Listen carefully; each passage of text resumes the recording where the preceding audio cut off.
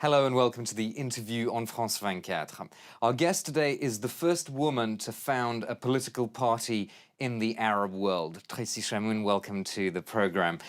You are the president of the Liberal Democrats in Lebanon and a member of one of Lebanon's most famous and tragic political dynasties, the granddaughter of former President Camille Chamoun and the daughter of Danny Chamoun, who was murdered with his family in the Lebanese Civil War. You're the author of the book The Blood of Peace, just published by Lattes, the publishing company in France, so no English publication yet.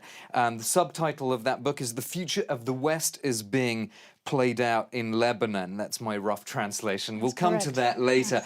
Yes. I want to start on a more personal note. When I read this book, it felt to me as though figuratively you'd been killed twice. Once was by the actual murder of your father, and secondly, the refusal of your own uncle to support you after that murder. There was many times that I've been killed during my past. The death of my country during the Civil War destroyed me for a long time, and that culminated in the assassination of my family, a very brutal assassination that was in fact not part of the amnesty general that was issued or declared after the war. And of course, there's been many betrayals and a lot of disappointments along the way, but I don't think that one dies from these sorts of suffering. One has to emerge either better or transformed, certainly. We're just seeing those pictures there of your father and his second wife and their two children, aged 7 and 5, who were killed, who were murdered as well in 1990. And you mentioned what did you mean? It wasn't part of the general amnesty after the war? It was such a heinous crime. There were 11 crimes that were not included as part of the general amnesty after the war, and this was one of the crimes. And so therefore the person who was found guilty of having committed it would then we would be able to prosecute that person. You talk a lot about the perpetrator, Samir Jaja, the militia leader who was found guilty, he was convicted by a court of ordering the assassination. Convicted, sentenced to death, and it was commuted to life. He was then pardoned 12 years later. It was a political pardon. How close have you reached, how close have you got to forgiving Samir Jaja? I don't know if it's about forgiveness. It's about overcoming tragedy. I think one has to forgive one's own life and become strong as a result of the suffering that one endures in life. I think forgiveness requires that a perpetrator or somebody who's committed a crime against somebody asks for forgiveness, and this hasn't happened. So it's impossible to forgive in absentia. But as far as my life is concerned, I no longer wish to carry any hatred or loathing or any more suffering in my heart. So the forgiveness is really towards my own self. It must be very hard, though, to come to terms with it when your uncle is allied with effectively the man who killed your father. That's a very difficult reality to come to terms with, and it's one of the reasons why I also came back to Lebanon to resume my political work there and to provide another alternative to all the people who love my family who don't really want to follow my uncle in this particular path. We're just watching some more recent pictures of Samir Jaja there. You talk a lot about how his political revival has to do with historical revisionism in Lebanon, and you seem to put that against what you say is needed for a catharsis, which is to look at the Lebanon Civil War with all its ugly truth. Do you think historical revisionism is winning at the moment? I think historical revisionism is part of our culture overall.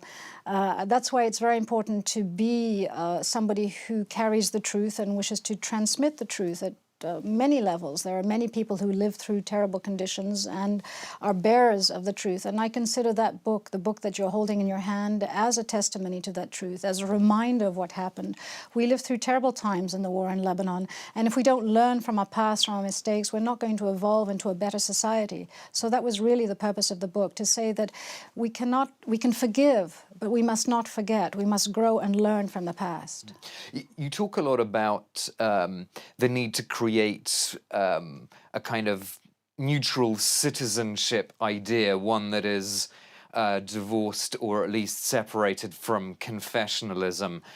Is that really achievable, though? It sounds very utopian.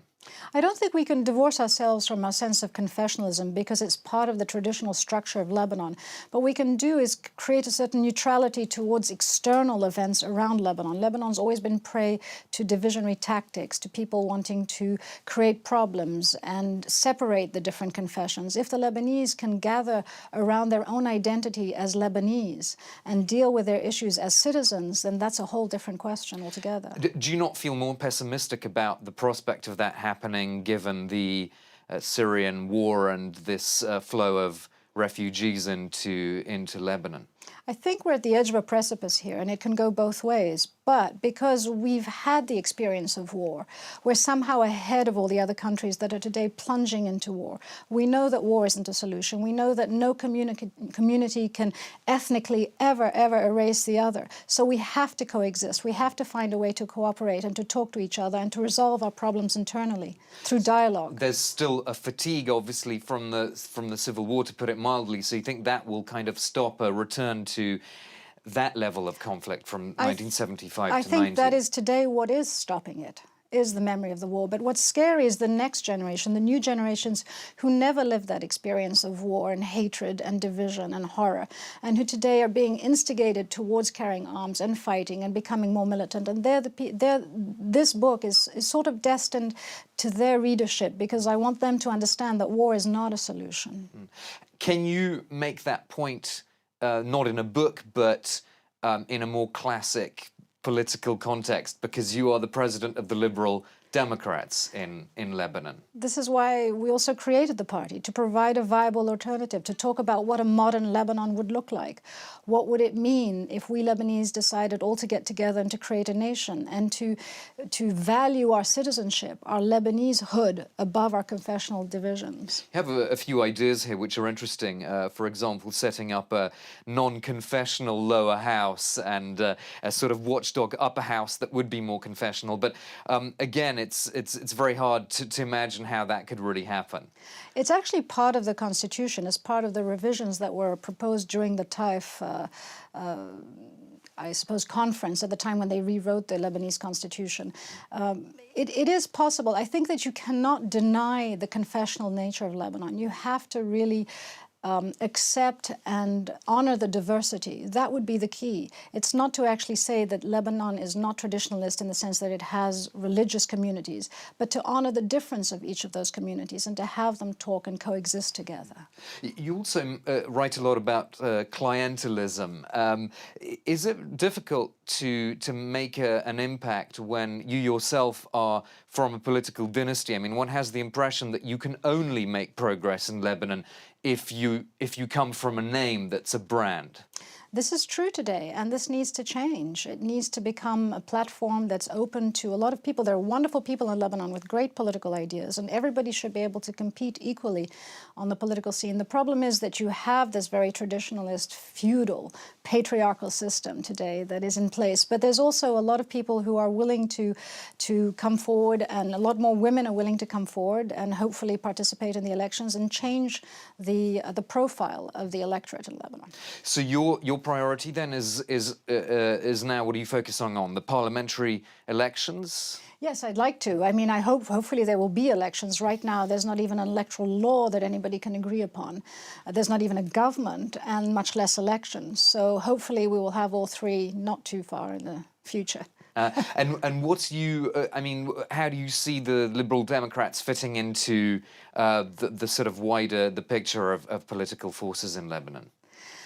The Liberal Democrats is nothing. I mean, the party that I created is new, but at the same time, it's built on the principles that my grandfather had set forward, which was a party that accepts and invites the participation of all the different religions. And it's a meritocracy. It's a party that has an idea of the future that is built on citizenship, on the law, on creating one law for all Lebanese. Lebanese people tend to think that they're all above the law, but really, it's very important that we all abide to the law. Have you had any success success in attracting a Bible. sort of balance of people from different communities then so far?